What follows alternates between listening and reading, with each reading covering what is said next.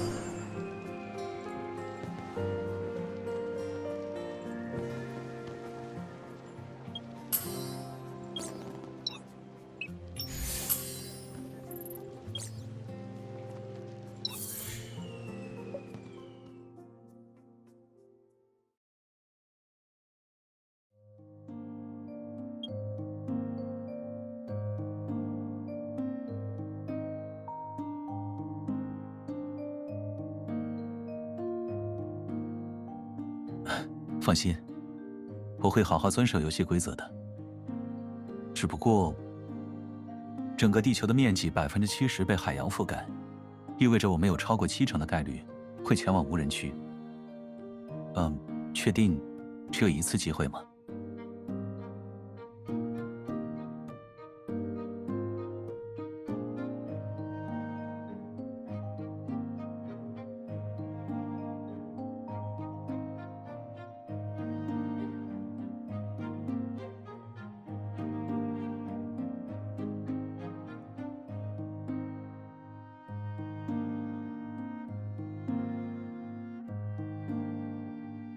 既然是一起，那么从选择开始，就必须是我们2个人所共同决定的。不过，关于这场旅行的目的地，说来也巧，昨天我做了一个可能和他有关的梦。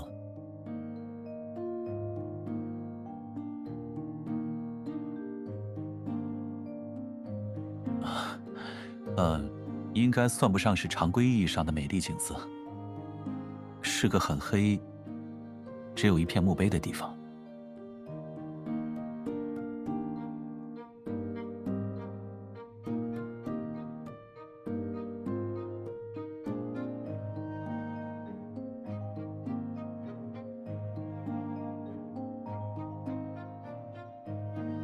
不是噩梦，相反，是个很温柔的梦。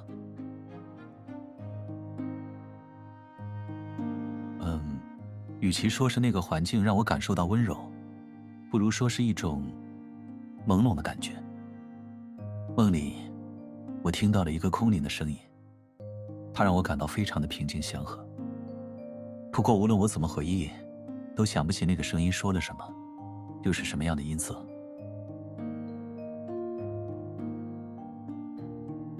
哦，说这些话，可能会让你感到有些困惑吧。只是一个不切实际的梦而已。我也不知道为什么会把它和旅行目的地关联起来。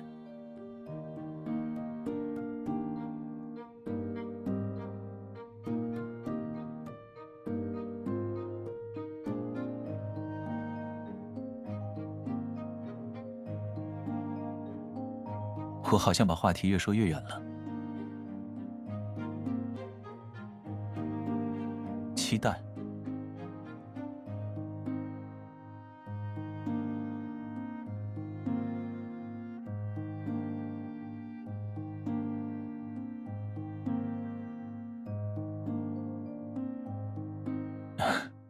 好。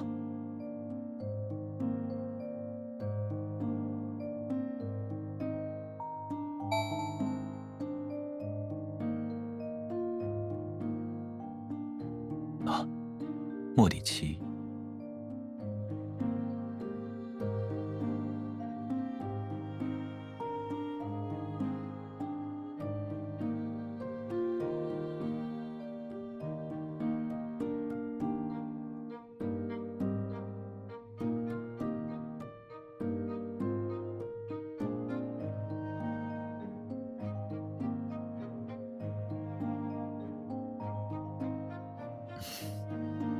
也许这不是运气，而是冥冥中早已注定的缘分。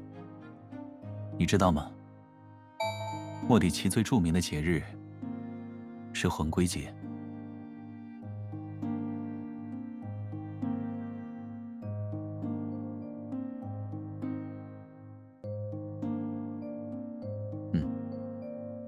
在莫里奇，当地人认为死亡并非终结，而是生命自然循环的一部分。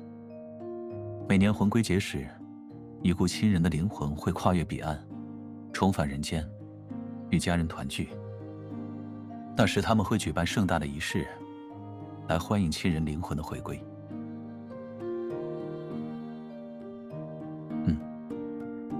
魂归节正好与我们旅行的日期重合。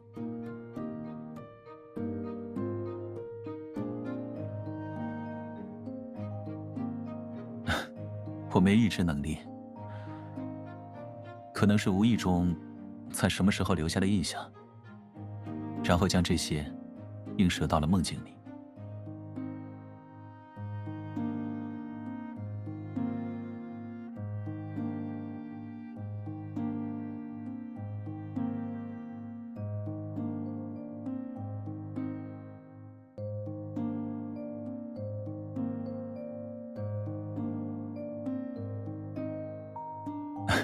好，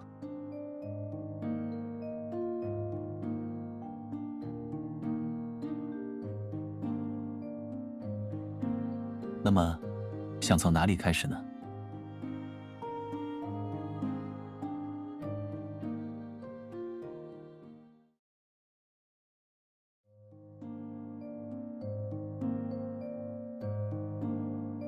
关于住宿的地点，有什么想法吗？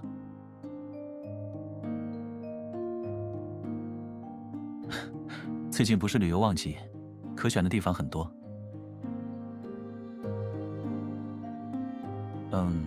大部分酒店都在莫里奇城里，去景点确实方便。但魂归节是个传统节日，如果想体验更地道的民俗，或许民宿会更合适。不过毕竟是去海外，人生地不熟，住宿方面最好还是慎重一些。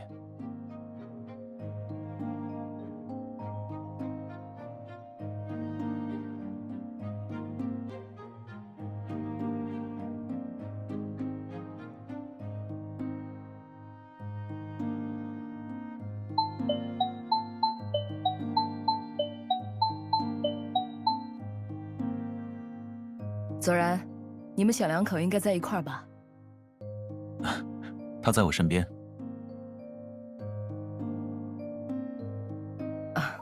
给你们打电话也不是有什么特别的事情，只是想问问你们假期打算怎么过。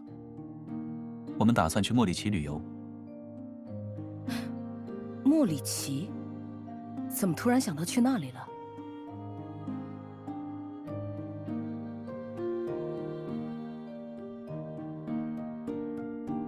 怎么了，母亲？没什么。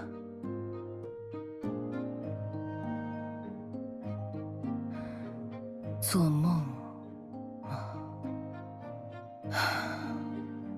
这个世界上还真是有许多无法用常理解释的事情。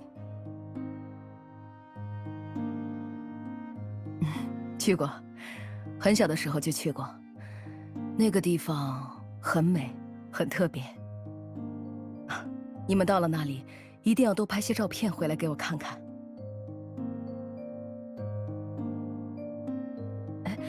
如果你们还没有订好酒店，可以去索莱达德斯找一户姓索拉的人家借宿。他们家的老房子以前对外开放接待游客，现在不知道还做不做了。左然，你的外祖母很多年前和他们家有些交情。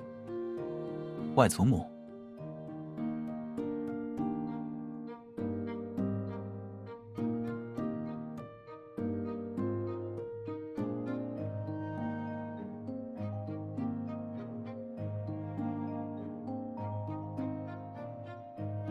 好了，时间不早了，我就不打扰你们休息了。等下我就把那家人的联络方式发给你。至于你外祖母的事情，就等你们到了莫里奇以后，自己去发掘吧。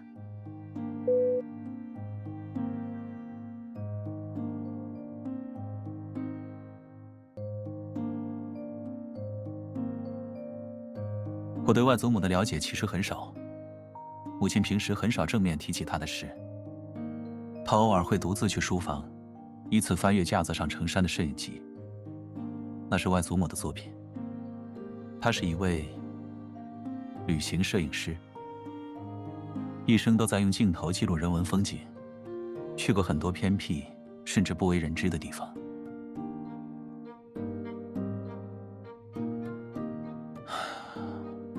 母亲很小的时候，她就因一场重病去世了，所以我甚至对她的面容都没有什么清晰的印象了。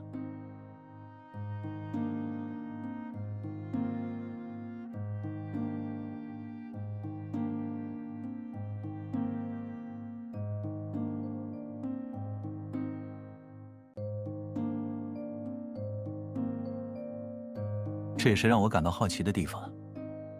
过去，我母亲其实有些怕鬼。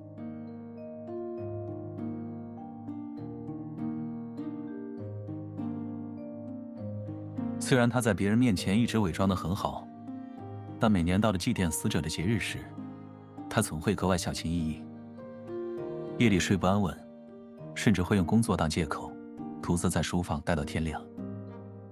这些都是我父亲后来才告诉我的。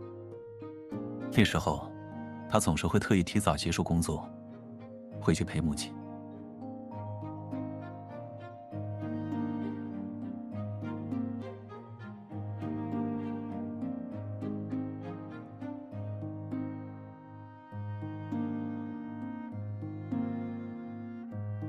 其实祭奠死者的节日，最初的本意是为了追思和悼念逝去的亲人。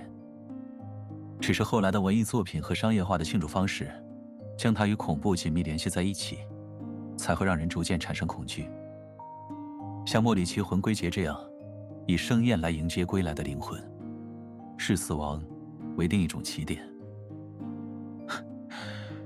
用如此欢庆的方式去解读离别，反而很少见。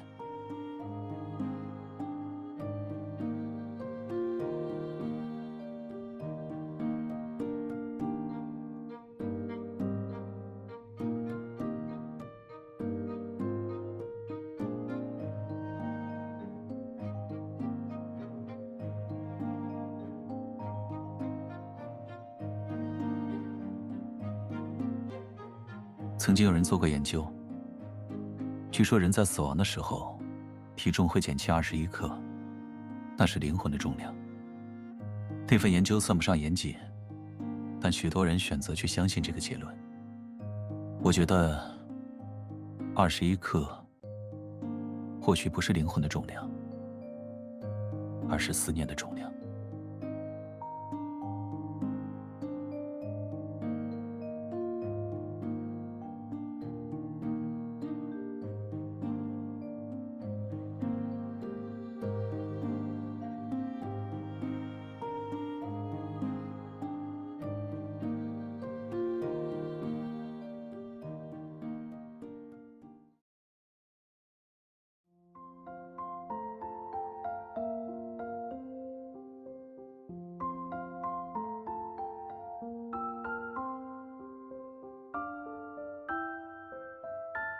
抱歉打扰了，我们是……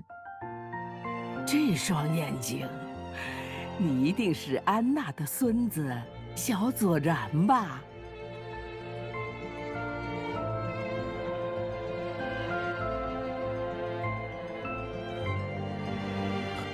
小佐然。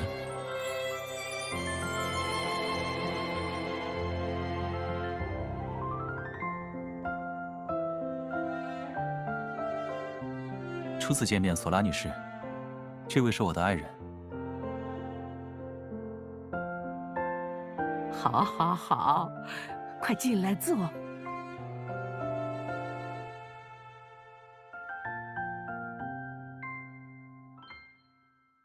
时间过得真快呀，连安华的孩子都长这么大了。听母亲说，您和外祖母是旧识。我和安娜呀，啊，说是竞争对手更贴切。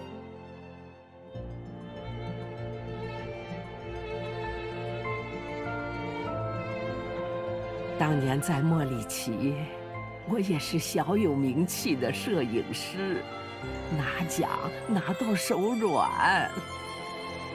哎呀，本以为那届摄影大赛的冠军非我莫属，直到遇见那个东方来的姑娘。她平时总是一本正经的模样，可一拿起相机，就像变了个人。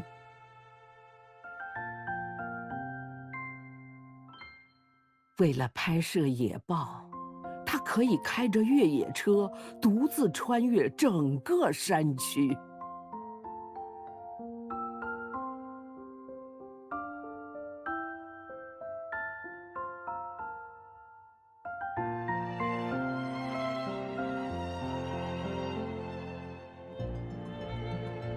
想不到外祖母是这样的性格。是啊，为了热爱的事，他可以倾尽所有，甚至不惜生命。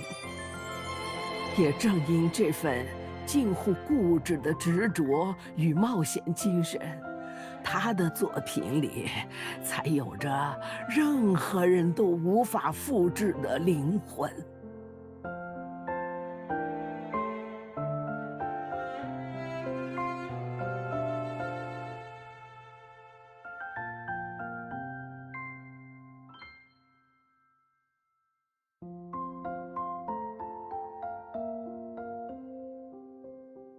我对这张照片有印象，是母亲的电脑桌面，10几年来从未换过。安娜总说要把世界上所有美好的风景都拍下来，带回去给女儿看。那是她爱女儿的方式，把自己看见的世界当作最珍贵的礼物送给她。孩子，我从安华那里听说了你的梦境。梦，在莫里奇的传说里，也代表着离去的亲人放不下的牵挂。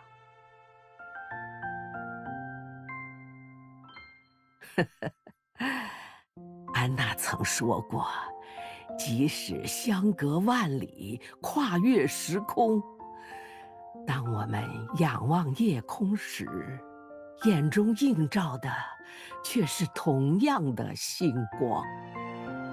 也许是因为有些联系，比我们所能理解的更为深邃紧密。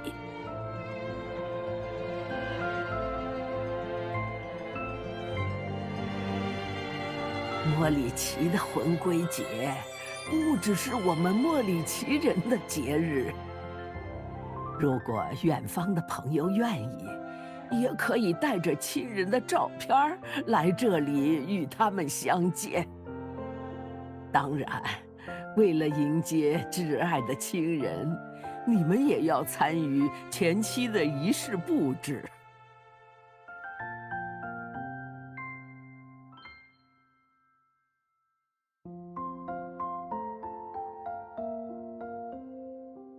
仔细一想，外祖母虽然拍了很多风景，但她的个人照片几乎都是在与家人的合影里。我需要询问一下母亲。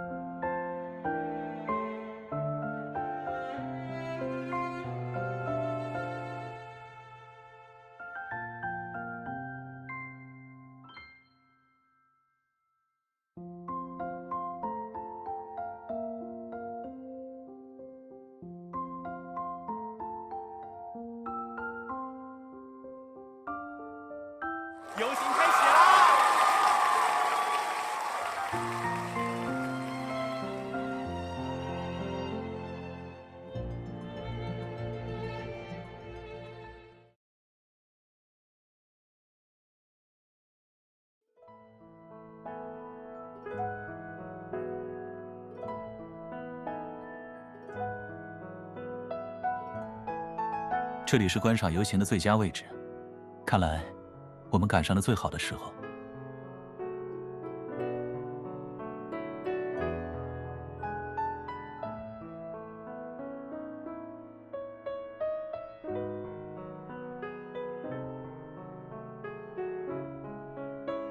刚才索拉女士告诉我，当午时钟声响起，就意味着灵魂开始归来。他们会循着万寿菊铺就的路，回到我们身边。你听，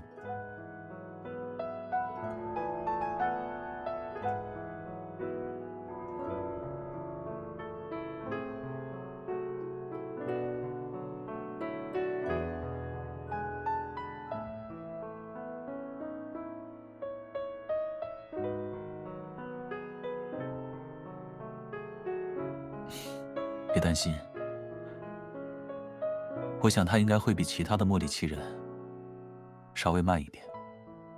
以外祖母的性格，一定会走走停停，尽情欣赏这场庆典。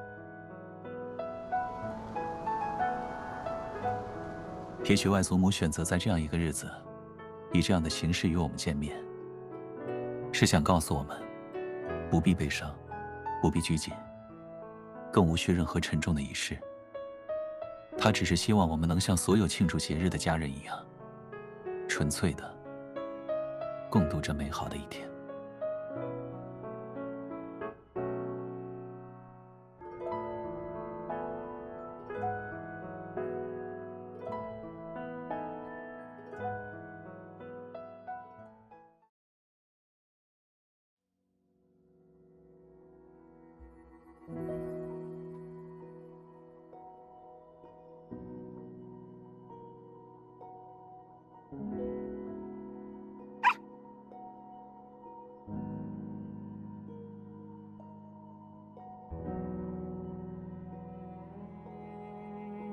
魂归节的时候，人们会把家门打开，让宠物自由在街道上行走，让他们去寻找亲人的灵魂。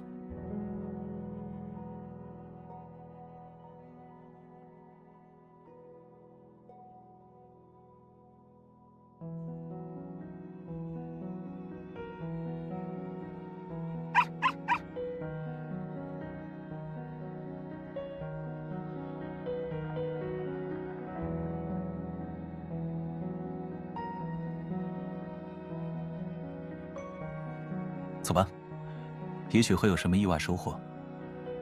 别担心，我会记住返回的路。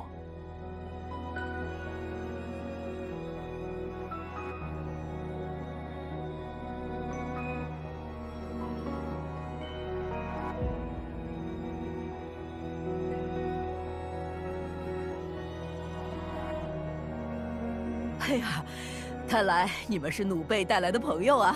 要不要尝尝今天的塔可？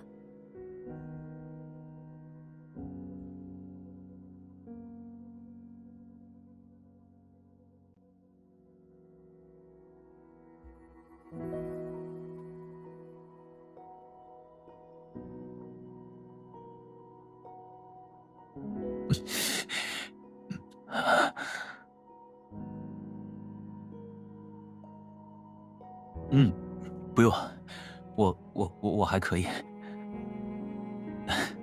这辣椒确实很有当地的风格，幸好前段时间我练习了不少次。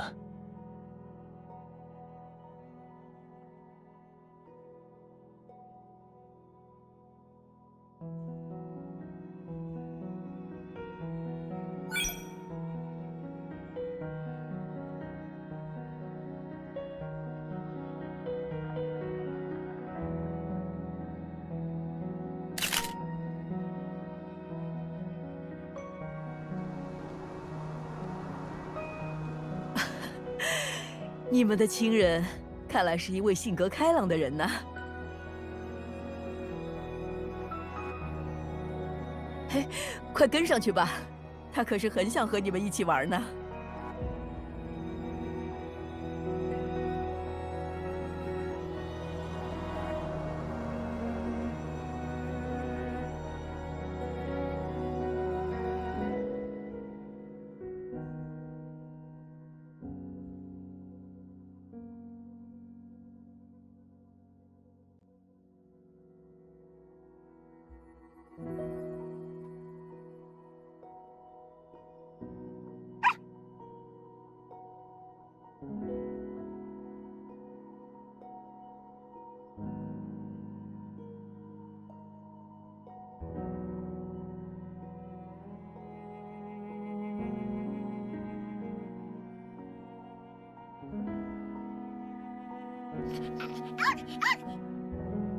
魂归节的妆容也被称为卡拉维拉妆，虽然看起来有些吓人，其实是一种幽默的方式描绘死亡。死者跨越彼岸与生者相见，而生者则会将自己打扮成死者的样子。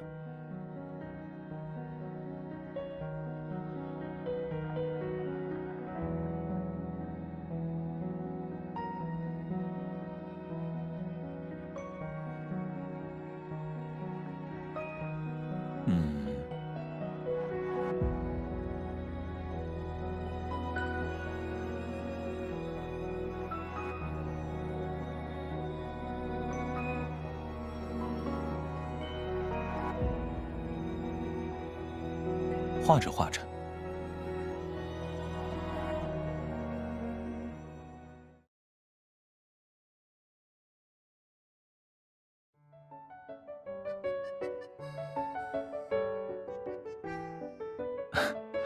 好，边画边想吧。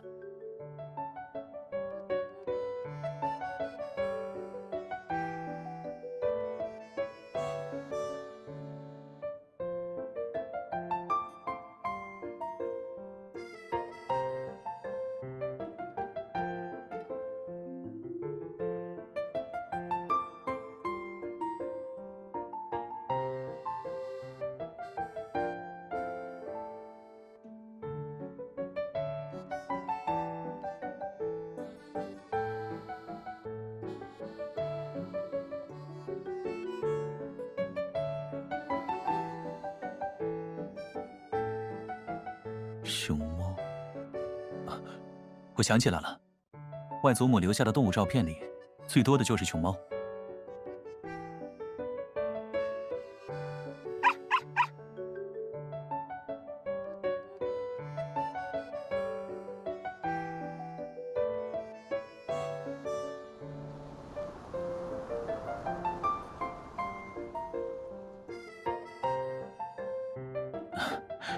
多亏了你的误打误撞，我好像也离素未谋面的外祖母更近了一些。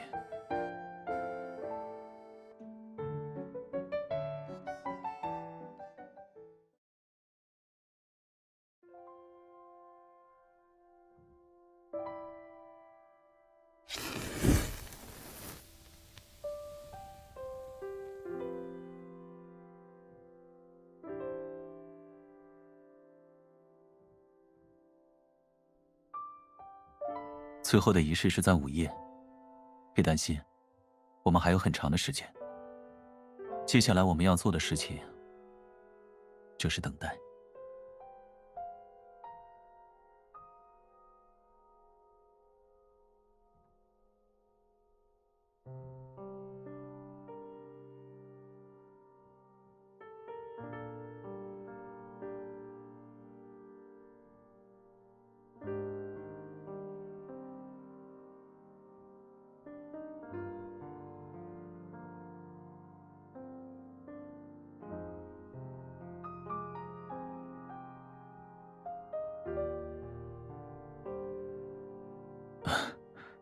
有些不知道从何写起，问候似乎太浅了。如果是倾诉的话，我想对外祖母说的，可能多到这一册都写不下。这应该是一种类似近乡情怯的感觉吧。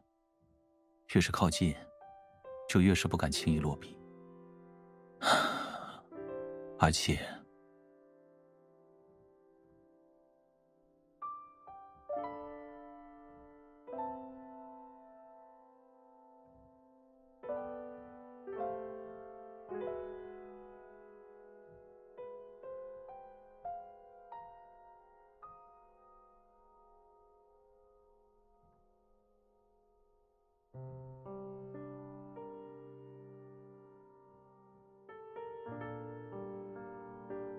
我知道，他其实一直都在我们的身边。但想要跨越生与死的距离，去触及对方的温度，终究是一件困难的事。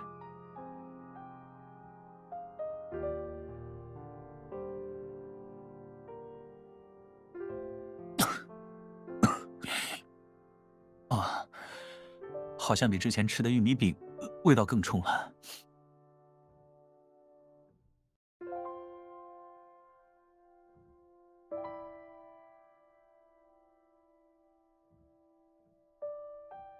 我们家的口味一向比较清淡。记得小时候第一次进厨房帮忙，看的是一本手写的菜谱，上面标注的烹饪手法和市面上任何一本都不同。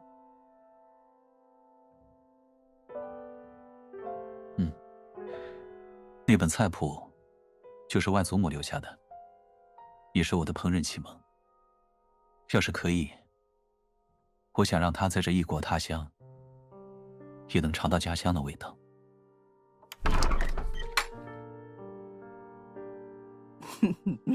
正巧听到你们聊天了。安娜每次来我这儿，总挂念着说，最想吃一口家乡的家常菜。我想她这次来，怕是又要被我做的塔可辣出眼泪了。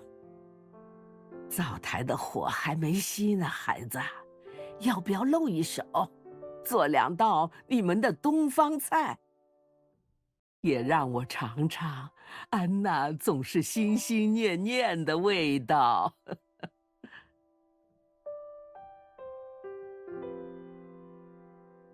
那就麻烦索拉女士把厨房借给我们了。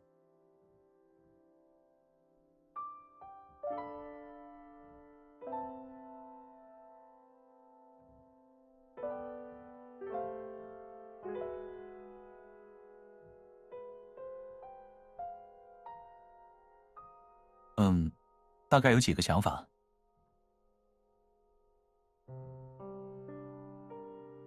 这些蔬菜虽然和我们平时熟悉的不太一样，但只要调整一下烹饪方式，也能达到相似的效果。像这个，外皮辛辣，果肉却清甜多汁，正好可以代替葱蒜来做基础调味。我打算先做一道糖醋里脊。这些蔬菜带着天然的酸味，比陈醋更清爽，正好可以调制出与众不同的糖醋汁，也和外祖母留下的做法很契合。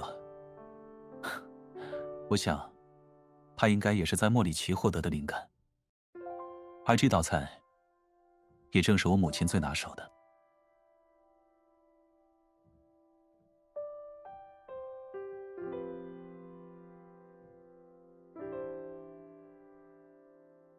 以前她工作不忙的时候，会亲手为我准备第2天的饭菜。我放学回家，如果功课不多，就会帮忙提前把菜备好。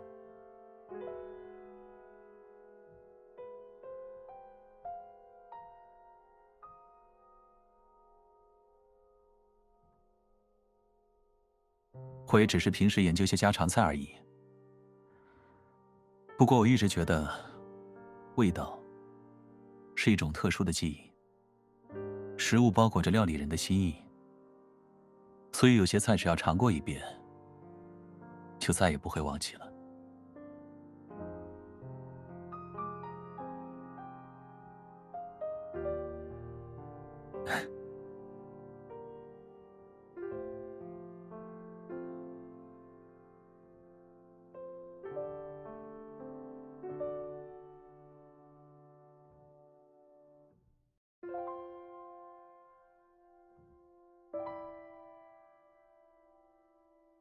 尝尝看，我有自信，完全复刻了母亲的手艺。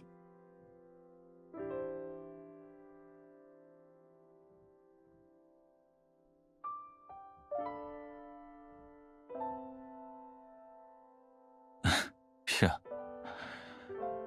每次母亲做这道糖醋里脊，就要牢牢盯着我，防止我偷吃的太多。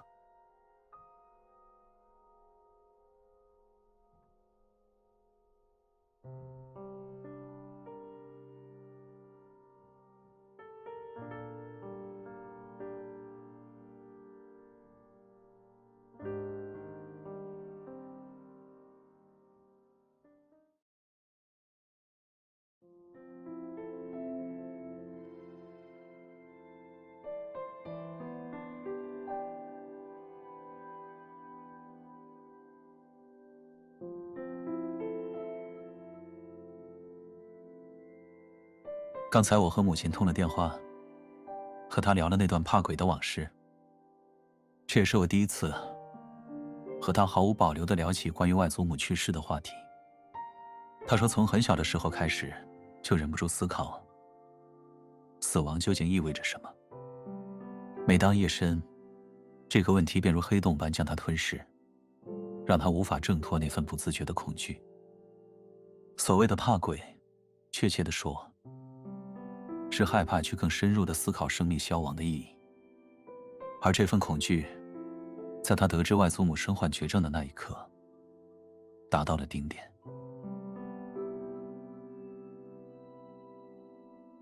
外祖母人生最后的旅程，选择了和母亲一起来到莫里奇。他想让母亲明白，死亡并不可怕，因为爱会像不灭的灵魂，永世长存。爱总会以各种各样的方式回到我们身边。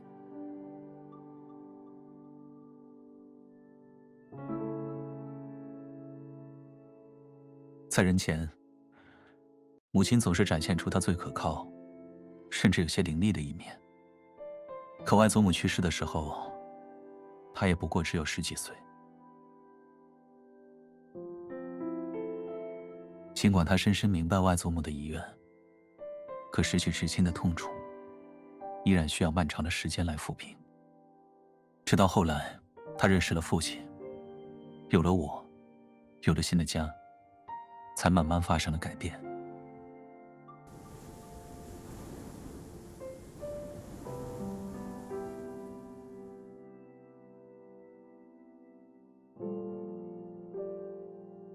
最后再用小火炖10分钟，应该正好能赶上。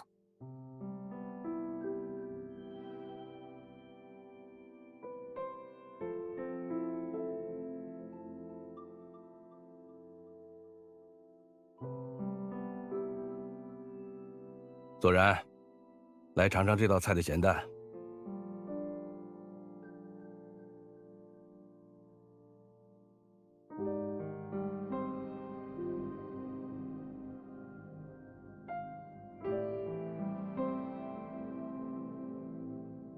别担心，妈妈已经是个大人了。可是，恐惧和年龄没有关系。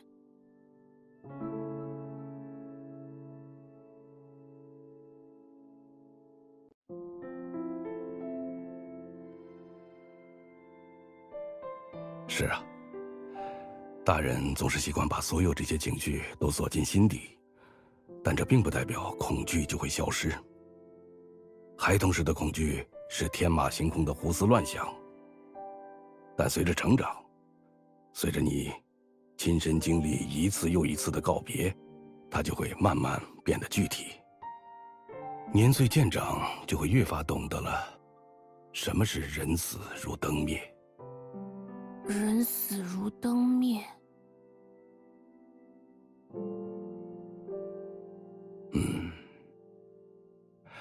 小时候怕的是鬼怪，长大怕的却是想见的人再也回不来了。他想见的人是外祖母。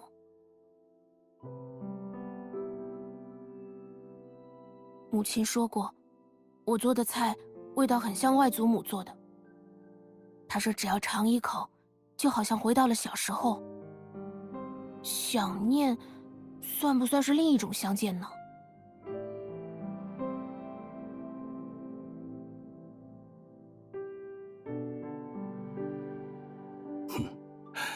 当然算了，想念就是一种相见。那我要把外祖母的菜谱全都学会做出来，这样母亲就能见好多好多次外祖母。好，我们的左然一定可以做到。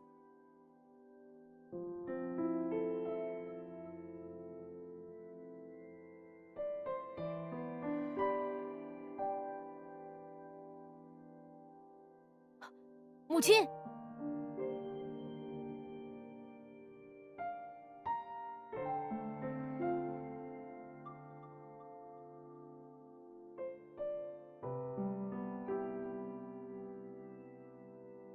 莫里奇人认为，只要还留存着亲人的记忆，那么灵魂就不会消失。那如果亲人从未有过和他相处的记忆，他们还能顺利相见吗？在踏上莫里奇的旅程之前，其实我也曾经有过这样的疑惑。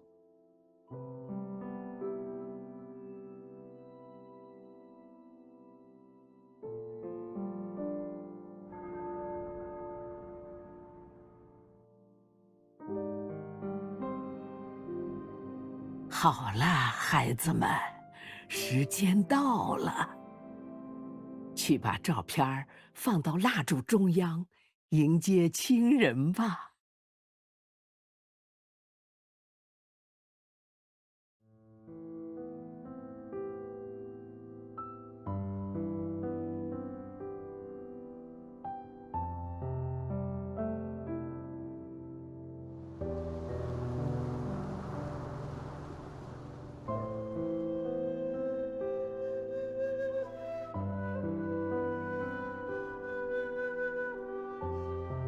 我好像听到了一个熟悉的声音，和梦里的很像。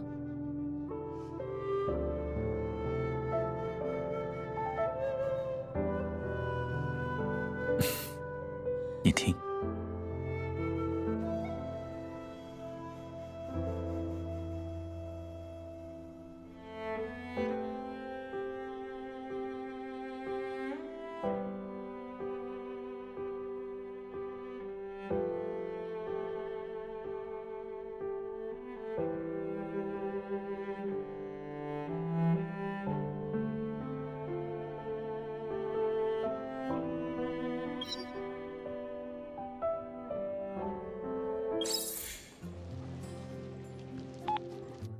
接通了吗？啊，这里信号不太好，画面还清楚吗？稍等啊，我确认一下当前的位置。再往前就是真正的无人区了。我和向导确定好路线之后，马上就来接你。我们会开着越野车，沿着外祖母当年照片里的路线，一直向西，直到那片尽头的峡谷。听说那里几十年来从未被开发过，还保留着它当年取景时的原始样貌。期待吗？还是会感到紧张？进了无人区，我们就彻底与外界断联了。迎接我们的，会是完全未知的世界。我知道，你会把全部的信任都交给我。正因为这样，我才可以毫无顾忌的去冒险，去尝试征服未知。嗯，刚才跑过去的是插脚铃，哇，好快的速度啊！难怪连外祖母也从没拍下他奔跑的样子。我看上去有点跃跃欲试，是吗？是啊，光是望着眼前这片荒野，我就已经开始想象我们纵情驰骋的画面了。向导已经把设备都准备好了，我马上出发来接你。那么，我们峡谷见。